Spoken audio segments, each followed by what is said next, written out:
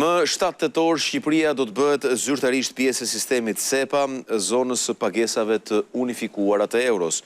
Falë saj, qytetarët dhe bizneset shqiptare do t'i kryejnë transaksionet në euro drejt vendeve të Bashkimit Evropian dhe atyre që janë pjesë e zonës ekonomike europiane më shpejt, më sigurt dhe me më pak kosto.